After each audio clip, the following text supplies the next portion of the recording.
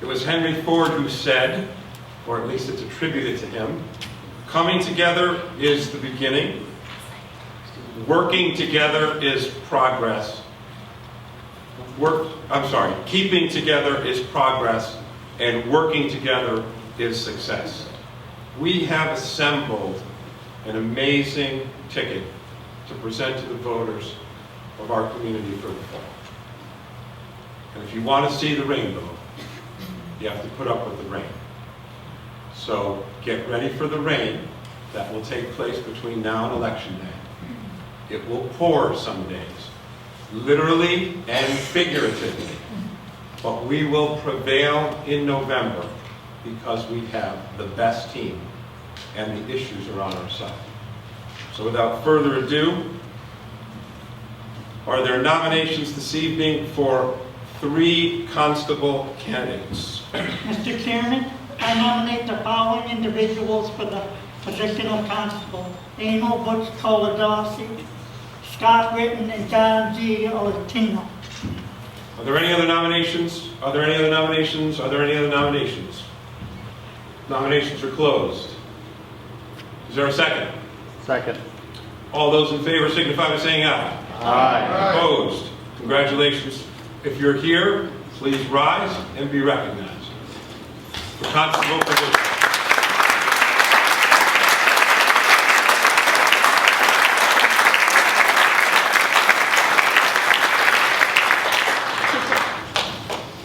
For zoning commission alternate, there are 3 openings. Are there any nominations? Mr. Simone. Yes, I'd like to nominate with great pride my son, David Simone. Any other nominations? Another nomination, Alexis Bilakis, excuse me for the mispronunciation, and Jason Nova. Second. Are there any other nominations? Are there any other nominations? Are there any other nominations? Is there a motion to close nominations? So moved. Second. Second. All those in favor signify by saying aye. Aye. Opposed? Would those individuals who were nominated please rise if you are here?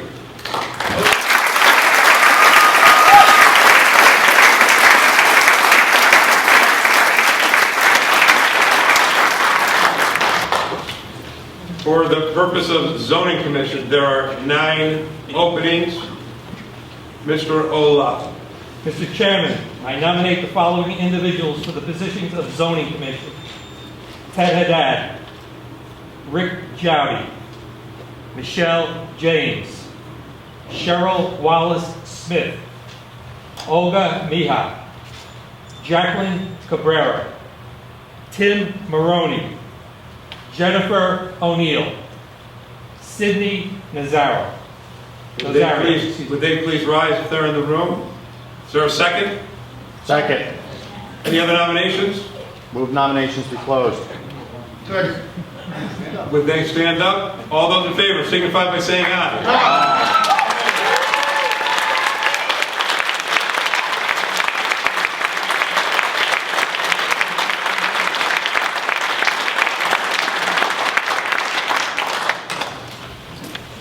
Ted Haddad had to remain home this evening with his dad, and Sidney Zerio is on a business trip. They had let us know in advance. There were 2 resignations on the Board of Education that required that the vacancies be filled. So there are 2 individuals that need to be nominated for a 2-year term to fill out those vacancies. One created by our dear probate judge, Joe Da Silva, who was successful last year in his election. Congratulations, Joe.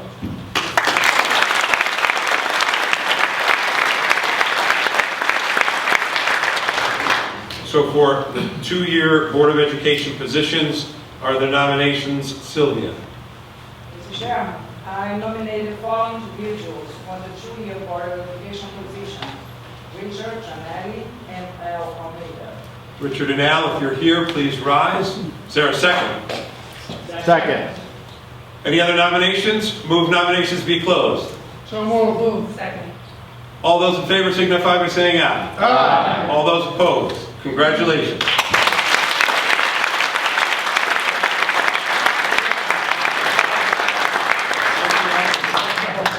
Michelle is stuck at an airport with a 20-hour delay. In Taiwan. In Taiwan.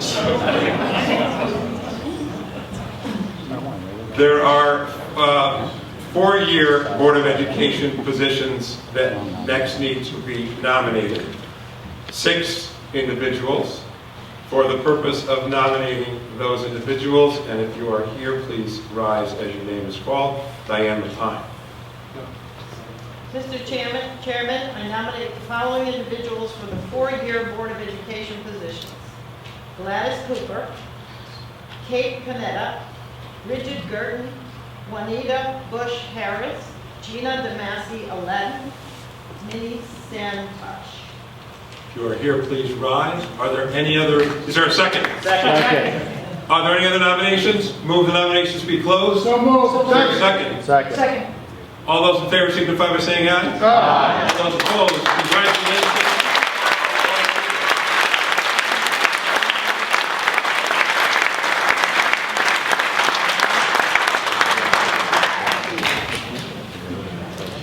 There will be plenty of opportunity naturally for the candidates and the community at large to get together, to get to know one another, to feel comfortable knocking on doors and being at house parties and doing all the things that we need to do for the campaign. Obviously, this evening, we can't go into histories and biographies about all of our wonderful candidates, but believe me, we will be telling their stories as we progress throughout the fall. Now, for the purpose of nominating candidates in the wards, those individuals who are nominated need to be nominated by someone from the ward and will be running in the ward. So we'll go in reverse order. For the 7th Ward City Council, Abu, would you please nominate? Mr. Chairman, I nominate the following individuals for the position of 7th Ward City Council. Jeb Tomczyk, Lucian Gardeno. Are they here? Please rise. Are there any other nominations? Is there a second? Second. Are there any other nominations? Are there any other nominations? Nominations be closed. So moved. Is there a second? All those in favor signify by saying aye. Aye. Opposed? Congratulations.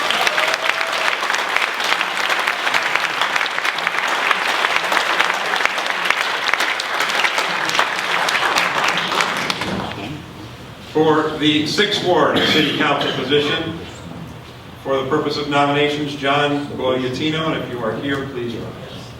I nominate the following individuals for the positions of 6th Ward Council, Ben Sheenazy and Paul Rotello. They're both running for their 10th term. Fabulous. Are there any other nominations? Is there a motion to close nominations? So moved. Is there a second? Second. All those in favor signify by saying aye. Aye. Opposed? If you are here, I know you're here, please rise. Congratulations.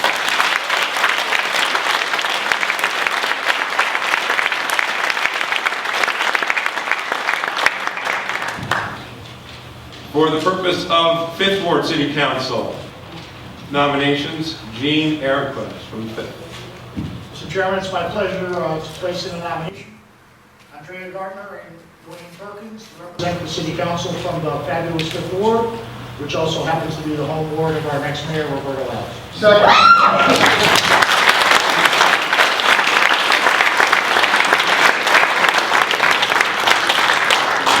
I heard a second. Are there any other nominations? Is there a motion to close nominations? So moved. Is there a second? Second. All those in favor signify by saying aye. Aye. Opposed? Congratulations. If you're here, please.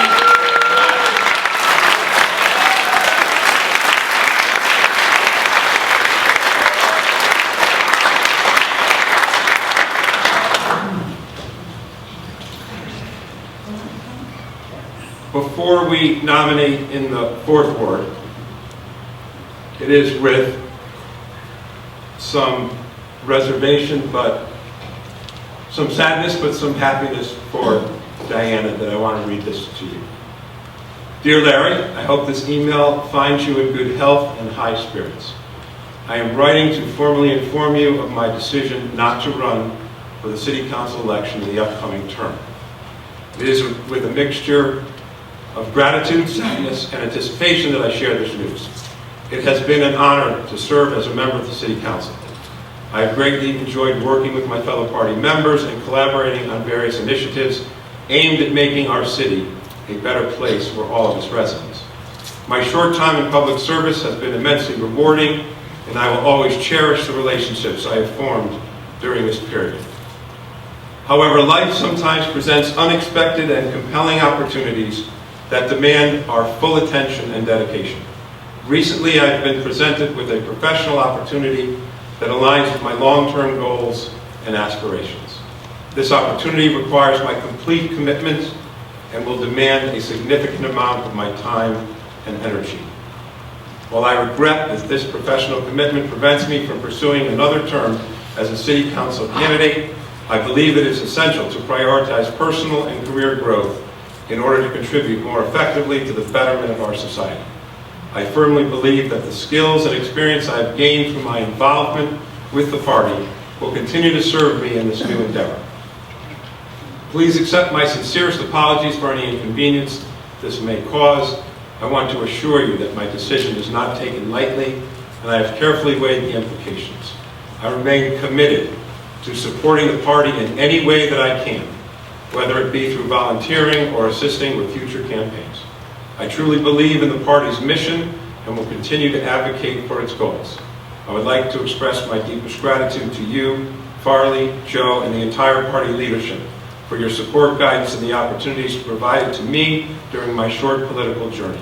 I have learned a tremendous amount and have grown both personally and professionally as a result of this experience. Once again, thank you for your understanding, and please extend my gratitude to the entire party for their support. I look forward to continuing my association with the party and working towards our collective vision, wishing you and the party continued success in all future endeavors. Yours sincerely, Diana.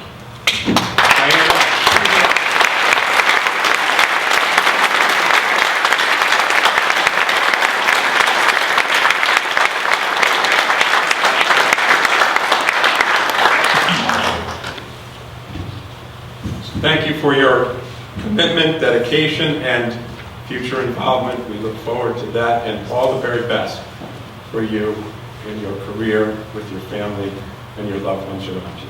Thank you. For 4th Ward City Council, Louisa Britton for nominations. Mr. Chairman, I nominate the following individuals for the positions of 4th Ward City Council: Joseph W. Britton and William McAllister. Is there a second? Second.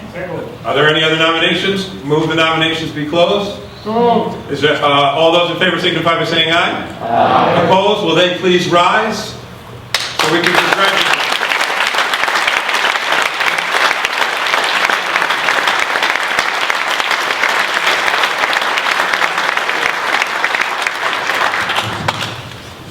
For the purpose of nominating in the 3rd Ward, I have the pleasure of placing in nomination the following 2 individuals, Peter Buzade and Frank Salvatore.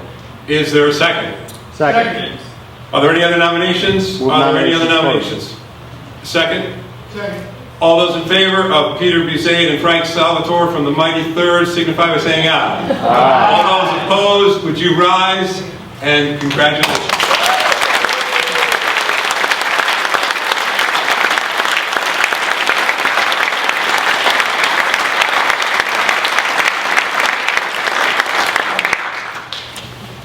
For the purposes of nomination for City Council in the 2nd Ward, Mr. Gucker. Thank you, Mr. Chairman. It is my privilege and honor to nominate 2 very, very wonderful people that I know when they're victorious will finally get the Marjorie Trail finished in their community. It's Holly Robinson and Mr. John Laughinghouse. Is there a second? Second. Any other nominations? Motion to close nominations. So moved. All those in favor signify by saying aye. Aye. Opposed? John is on a trip and unable to make it back. He'll be back tomorrow or later this week. Holly, where are you? Congratulations.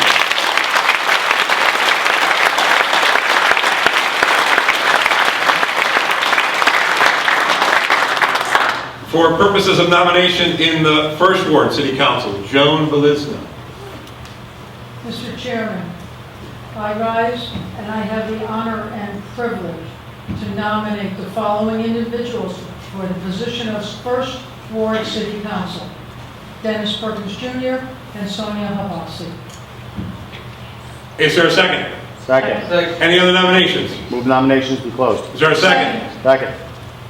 All those in favor signify by saying aye. Aye. Opposed? Please rise and congratulations.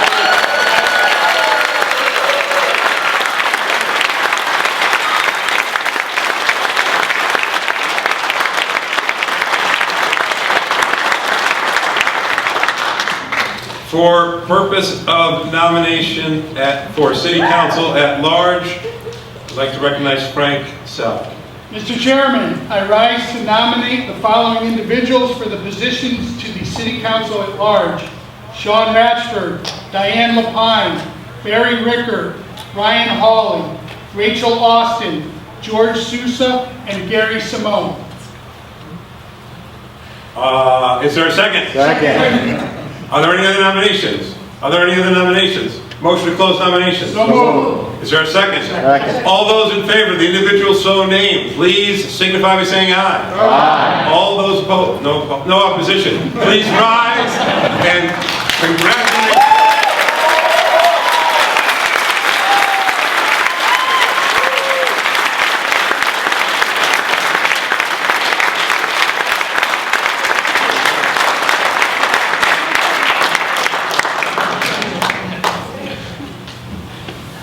For the purpose of nominating our next town clerk, I'd like to recognize Andrea Gardner.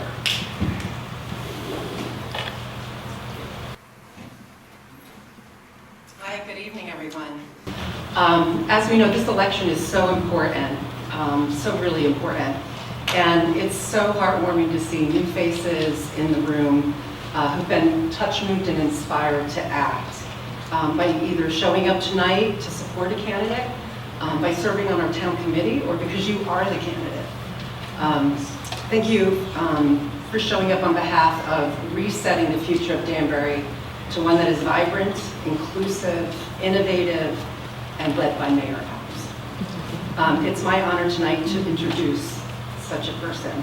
Lori Esposito, Ms. E, that she is called passionately by so many of her students, is committed, compassionate, and a champion for all the people. Her commitment is directly from her parents, who were small business owners in Danbury, and as well as Lori, they hold a deep pride within their being about Danbury. It's about caring for your neighbors, about helping people who have the greatest challenges. All of these fine attributes demonstrated by her years of dedication to the children of Danbury, who have the need more attention than most. Finally, she is a cheerleader to all that know her. Lori gives her all to make any situation better through her own research, through her own lived experience, or just because she cares. Lori is the person we want on our team. This Danbury girl is a great friend to those who know her, a role model for those she stands in front of, and a great champion for all the right reasons. We are so proud that she is passionate about doing the right thing for Danbury. It is my honor to be on the same ticket as Lori Esposito. I hereby nominate her for town clerk.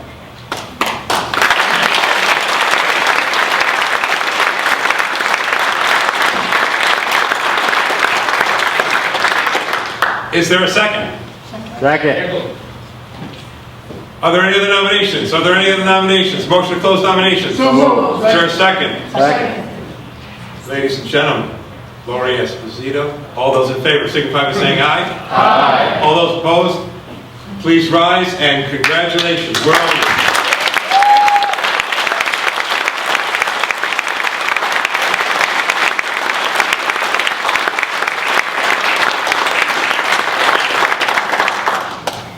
For the purpose of nominating our next city treasurer, I'd like to recognize Joe Britton.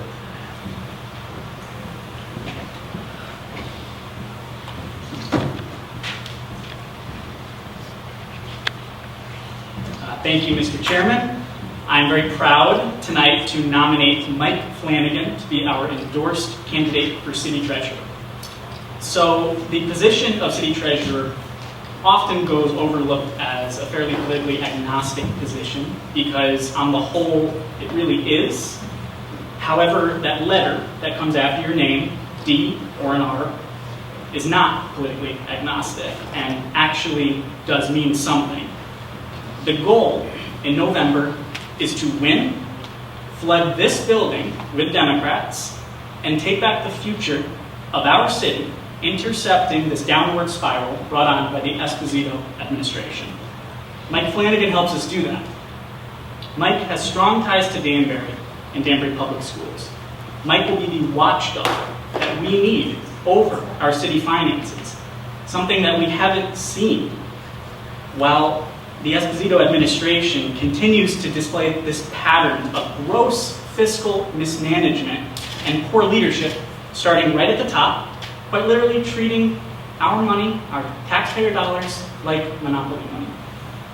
And as a former municipal employee in the Public Works Department for decades, Mike Flanagan brings the institutional knowledge, energy, and will be the ally that Roberto Elves needs in City Hall to help him navigate the financial disaster that he will truly inherit in December, all due to the current Republican administration. Mike Flanagan encompasses all the characteristics that we need in a candidate for city treasurer to help us get Roberto Elves and every other Democrat that we nominated here tonight elected, and I am proud to nominate him for city treasurer.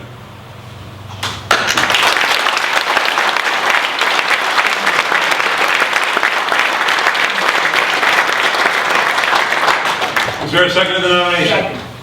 Any other nominations? Any other nominations? Move nominations be closed. So moved. Thanks. All those in favor of Mike Flanagan to be our next city treasurer, signify by saying aye. Aye. All those opposed, none. Mike, where are you?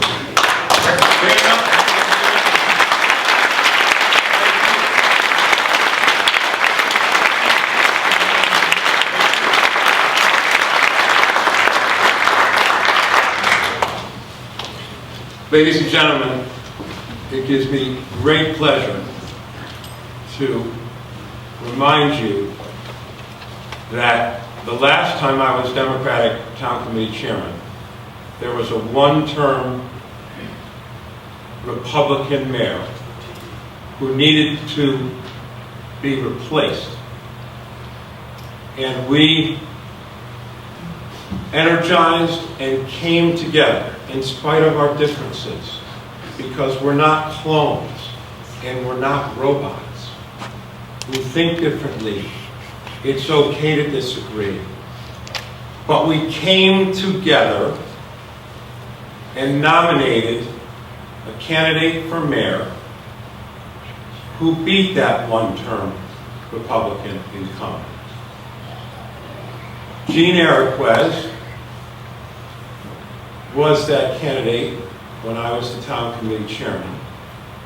And Jean is now going to be called to the podium to place in nomination the man who will next beat the one-term failed Republican mayor that we have in this city.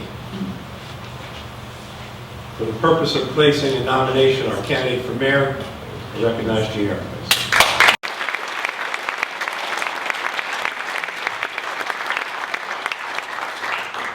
Good evening, everyone. Mr. Chairman, members of the Democratic Town Committee, to our wonderful slate of candidates, your families, and friends. I am both humbled and honored to have been asked to nominate our party's candidate for mayor of this good city. This city that we know and cherish is Danbury. There are many important issues before our city and her people at this time. There are many principles involved that are of great interest to all of us here and people beyond these chambers. We cannot afford to do anything but win this election. In fact, we must win. Our quality of life, property values, taxes, public education, roads, and other significant matters are at stake, like ensuring a thriving future for our children. We need to elect a person who has the ability to unite our community, where everyone equally has the opportunity to share in this city's splendor. And when elected, we need this person to fill the office of mayor with honesty and honor and be of credit to the entire city. This person, I submit to you, is Roberto Alves.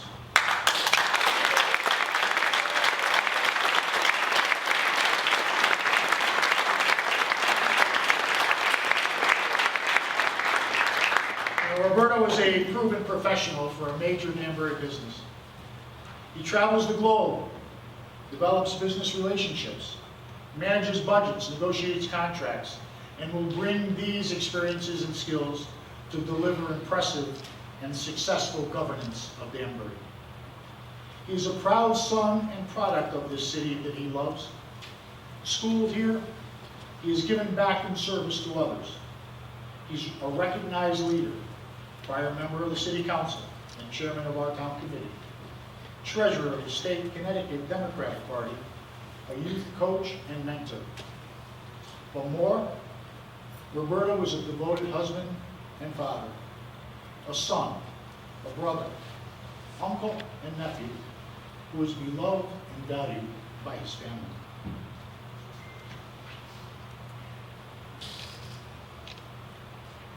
This is a man of unassailable character and moral soundness. One of my favorite singer-songwriters, other than you, of course, Mr. Chairman, is James Taylor. His song, Shower the People, reminds me of some of Roberto's strengths. The lyrics tell us to shower the people you love with love. Show them the way that you feel. Things are going to be much better if only you will. Roberto is a strong person, an equally strong, compassionate one. During recent difficult times for him and his family, Roberto touched so many of us when he showed us how to shower the people he loves with love when needed the most. Now, Danbury needs some love. Friends, I know what it takes to move Danbury forward.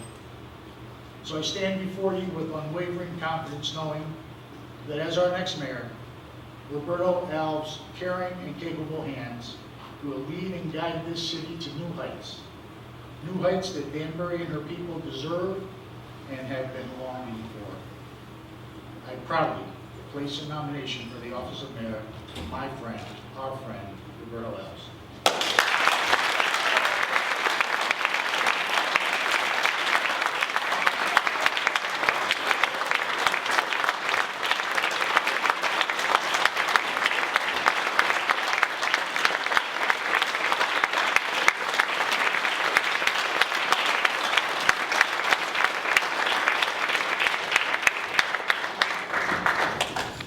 I think everyone can participate in this.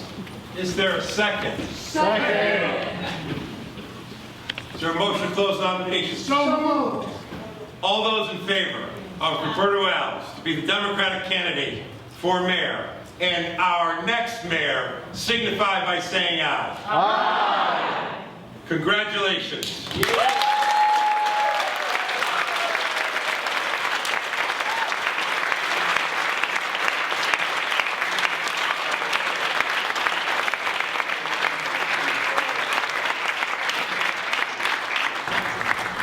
It's great to be here tonight.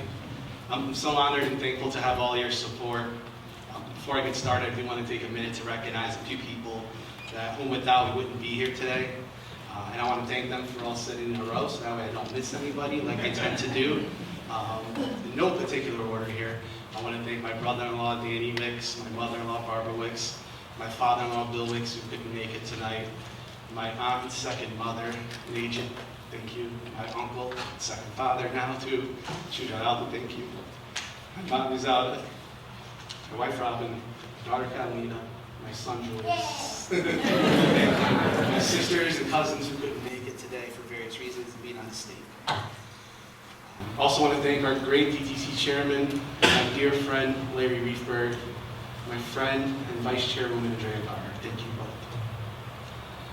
I don't think I need to rehash the same arguments here. So let me start. I'm glad to be here in this room with all of you. So many of you are so dear friends. 46 of you are also now fellow candidates on this ticket. And I want to thank you for stepping up. I want to thank you for getting ready to get in this and your passion to change the direction that Danbury's in. So thank you, all of your candidates. If you could just stand up one more time. I just want to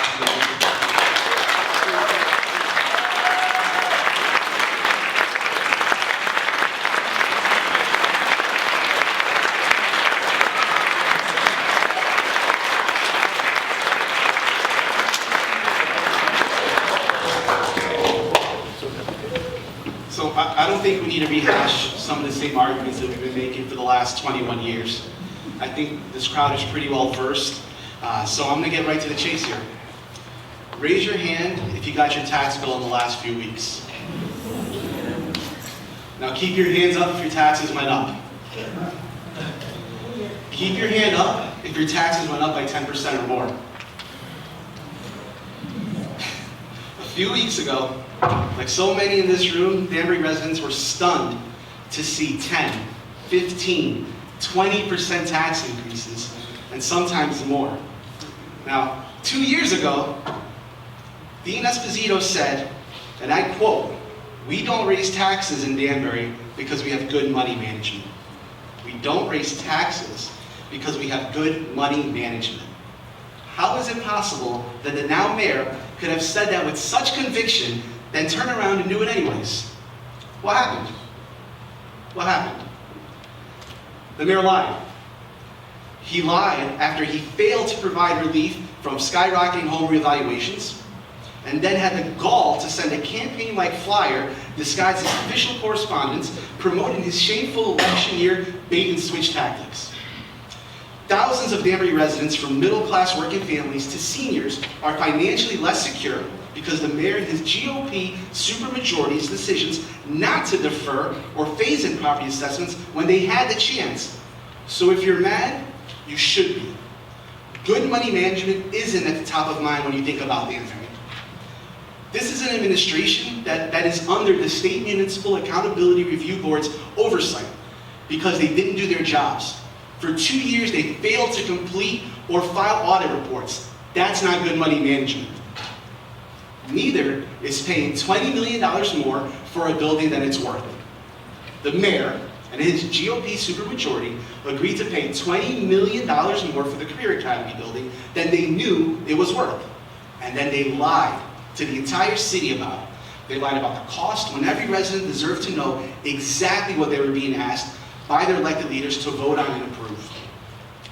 But instead, the mayor said nothing. He never told the public. And if it wasn't for the Democrats in our state legislature who closed that gap, thank you all of you, who knows where this project would be today? Every Danbury resident is entitled to full disclosure, especially when you're voting on it, and especially when we're being asked to pay the bill. And as strange as it is, I wish it ended there, but it doesn't. We're pulling back that curtain, and we're holding the mayor and his GOP supermajority accountable for their actions. The mayor can't have it both ways. You can't say on one hand that you're fully funding education, then turn around and force them to cut summer programs, cut classes and staff, and call it fully funded chapter.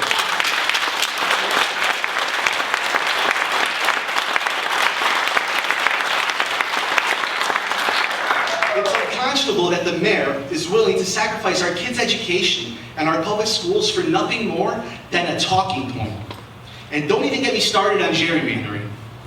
I know it's not a great idea to name names in a speech because you're liable to upset someone, But folks, if it wasn't for Councilman Chanese, Perkins, Larry Riefberg, our whole team, everybody that's here, and some seriously concerned residents across our city, this GOP supermajority illegal maps would have stayed in place.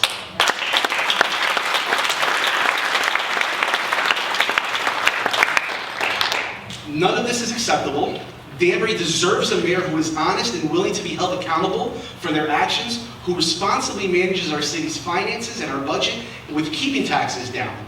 We know it can be done because we had a Democratic mayor in office for 12 years, and for 10 years didn't raise taxes, fully funded education, and when he needed to, he did it responsibly. There is that experience. Thank you, Gene.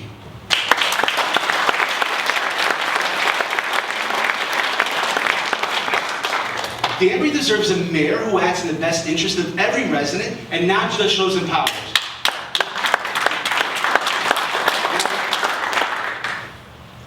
That brings us here, right?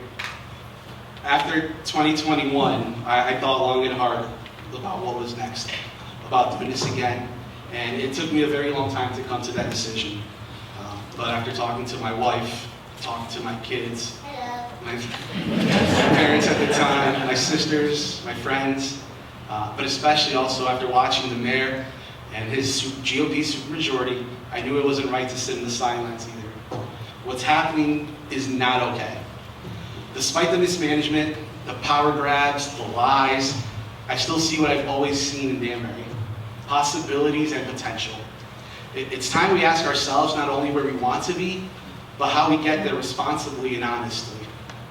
By growing our grand list, creating business-friendly environments, and enhancing not just our downtown, but all our business districts, we can grow our local economy, create good-paying jobs, and attract innovators and companies looking to put down roots or expand. Now, Danbury is still ripe for the picking. We're still ripe for retail and small businesses. Really geographically positioned to be a social, economic, and entertainment hub for the region, but we've got to beat back this GOP supermajority to do it. By managing our city's finances responsibly, we can keep taxes down while ensuring our precious resources are allocated smart, efficiently, and in effective ways. By properly and responsibly funding our emergency services like our police and our fire departments, we can reduce crime, we can cut response time, and foster community partnerships that keep us safe, strengthen our sense of community, and benefit everyone. And we're going to encourage input and debate and allow any resident that wants to air their grievances, their concerns, and ask any questions they want at official public meetings or through the city website or office hours and more. What I'm not going to do, I'm not going to shut down public speaking. What I'm not going to do, I'm not going to vote against public hearings. We're going to open doors. We're going to work together to create opportunity, spur smart growth, and pursue state and federal funding for projects and enhancements we desperately need. Now, I don't have to remind some of you in this room, I don't think I do. Danbury was put on a list of 55 municipalities by the Community Investment Fund so we could take advantage of $875 million in grant funding. So far, the state of Connecticut has allocated $175 million of that over the years. $175 million of that. Danbury was awarded none of it. Why? Because we didn't even try to apply for it. We're going to take advantage of those grants to fix our sidewalks so they're safe and accessible, make our city more walkable, bikeable, and easier to navigate, preserve our green spaces and public land, update our pipes, mitigate flooding, and make our roads more resilient, but do it together. There's a bigger picture at play, and we're here because we want to be part of writing Danbury's future. There's a huge responsibility that comes along with that. My dad, who my family and I miss dearly every single day, taught us you can't just show up and expect to win. You have to do the work. And then while you're doing the work, you have to double down. And we know exactly what it's going to take to win in November. Hard work. Thousands of conversations citywide. Honesty. And above all, unity. We can't win if we're not all on the same team. I'm asking every person in this room tonight to commit to collaboration, communication, honest brokerage in your current or future elected positions, partnership not just with your fellow Democrats and elected officials, but with fellow residents, organizations, businesses, and the community citywide.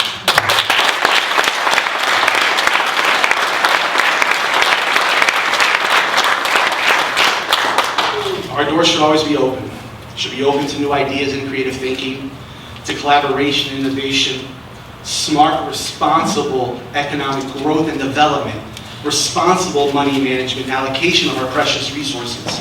I envision a Danbury that flourishes because of intentional planning and management while maintaining our history and culture and character. We desperately need a vision and a clear path for the prosperity and success of everyone that lives here. I envision a Danbury where our kids and our neighbors trust their leaders, where every person is heard, where no one has to worry about a lack of representation or losing their voting power because of a greedy supermajority that's been in power for too long. A supermajority that's okay with violating the U.S. Constitution because they thought they would get away with it. I envision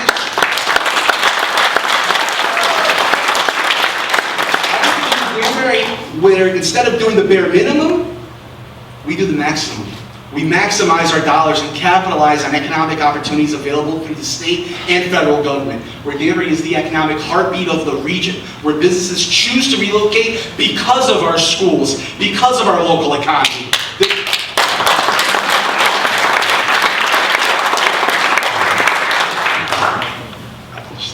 There's just something so special and so unique about our diverse city, and it's just waiting to be capitalized. I capitalize on. I think we can all feel that. So I'm just going to leave us with an ask. Let's get out there. Let's get it. But we have to do it together. We all have to be together, unified in this fight. It is a fight. We're going to roll up our sleeves and we're going to take back this city. I'm proud to accept your nomination tonight. Thank you, Danbury Democrats. Thank you to everyone who came out to show your support.